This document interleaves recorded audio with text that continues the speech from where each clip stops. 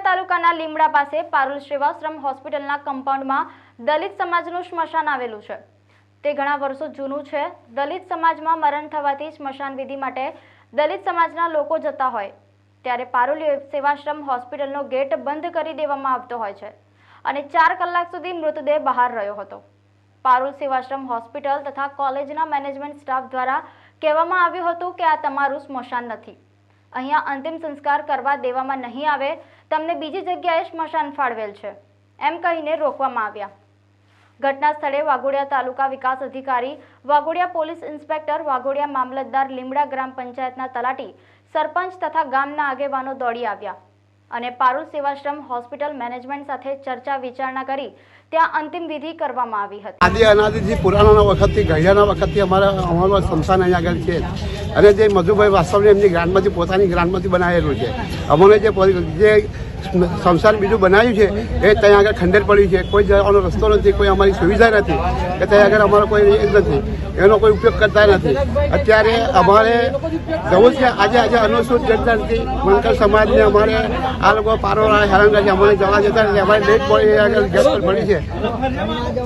અત્યારે શું તમારો સ્મશાન યાત્રા રોકવામાં આવી? હા, અત્યારે અમારી આ સ્મશાન યાત્રા છે, અમારે ભાઈ ઓફ થઈ ગયા છે, અમારી ડેડ બોડી આગળ ગેટ પર આગળ મુકાવડાવી છે। પારોલ વાળા અમને જવા દેતા નથી અંદર, તો એમને લઈને અહીંયા પારુલ હોસ્પિટલની પાછળ 983 નંબરથી સ્મશાન આવેલું છે। વર્ષોથી જે દલિત સમાજને ફાળવી આપેલું છે એનો વાપર ઉપયોગ અમે વર્ષોથી કરતા આવ્યા છે, હાલ પણ ચાલુ જ છે। પરંતુ અમને ઘણા સમયથી ખોટી રીતે અંદર જતા અટકાવવામાં આવે છે અને હમણાં પણ અમે લાકડા લઈને આવ્યા તો અહીંયા ટેમ્પો અટકાવી દીધું સિક્યુરિટીવાળા હોય અને કે અહીંયા નથી જવાનું, અહીંયા બંધ છે। કયા હેતુથી એ લોકો આગળ બંધ કરવામાં આવ્યું હતું? હેતુ તો જણાઈ આવે છે કે બગીચો બનાવવો છે એવું કહીને ખોટી રીતના પાર્કિંગ બનાવી દીધું છે, એમ્બ્યુલન્સો પડી છે, ડૉક્ટરની ગાડીઓ પડી છે, કેટલીક ગાડીઓ પડી છે અને પાર્કિંગ ફૂલ કરી દીધું છે। અત્યારે તમારી શું માંગણી છે? આમાં એવું છે કે આ લોકોએ અરજી કરી હતી જે તે સમયે કલેક્ટરમાં કે ભાઈ આ સ્મશાન વર્ષોથી વાપર ઉપયોગમાં નથી, જર્જરિત હાલતમાં છે, એટલે સ્મશાન દૂર કરી અમને બગીચો બનાવવા માટે જગ્યા ફાળવી આપો। ત્યારબાદ તે બાબતે ટીડીઓ દ્વારા ગ્રામ પંચાયત પાસે કેટલાક ઠરાવો 50 સ્થળ સુધીનો મંગાવવામાં આવ્યો, તેમાં ગ્રામ પંચાયત દ્વારા ઠરાવો 50 મોકલવામાં આવ્યો, જેમાં એવું કીધું કે ભાઈ વાપર ઉપયોગ ચાલુ છે સ્મશાનનો અને ગ્રામજનો આગળ પણ આનો વાપર ઉપયોગ ચાલુ રાખવા માગે છે।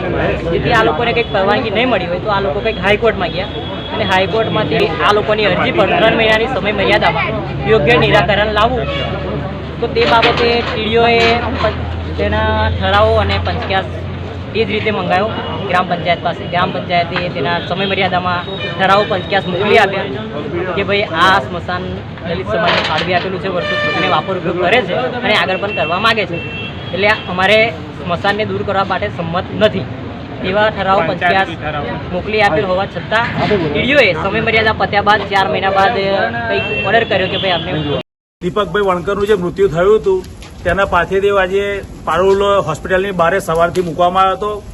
જે જગ્યાએ વણકર સમાજનો અનુસૂચિત જાતિ સમાજનું જે સ્મશાન છે એ સ્મશાન પર આ હોસ્પિટલે કબજો કર્યો છે અને એવું ચોખ્ખામ ચોખ્ખ પોલામપોલ કરીને એ ડેડ બોડી રોકવામાં આવી હતી કે ભાઈ અહીંયા તમારે બાળવું નહીં અને બીજી કોઈ સ્મશાનની પણ વ્યવસ્થા કરવામાં નથી આવી।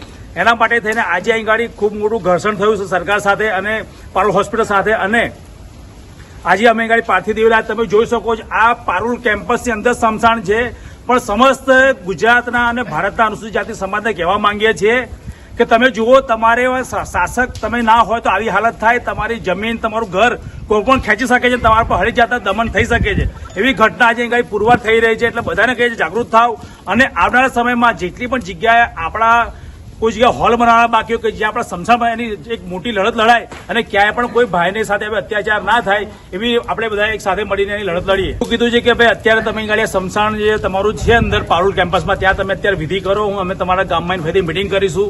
ગામના તમામ લોકોની માંગણી છે કે અમારું સ્મશાનનો પાયો સોંપવામાં આવે અને આ જગ્યા સ્મશાનની જગ્યા પર આટલા મોટા બિલ્ડિંગો કેવી રીતે બનવામાં આવે એક તપાસનો વિષય છે। અમે સરકાર પાસે આરટીઆઈ દ્વારા મારફતે માંગણી કરીશું કે આ જગ્યા સરકારે આ લોકોને કેમ સોંપી છે અને શું કરવા સોંપી છે એની અમે માંગણી કરવાના છે। આપનો પરિચય? મારું નામ રાજેશ રાઠોડ, સંકલ્પ ભીમ ગુજરાત પ્રદેશ કાર્યકારી અધ્યક્ષ।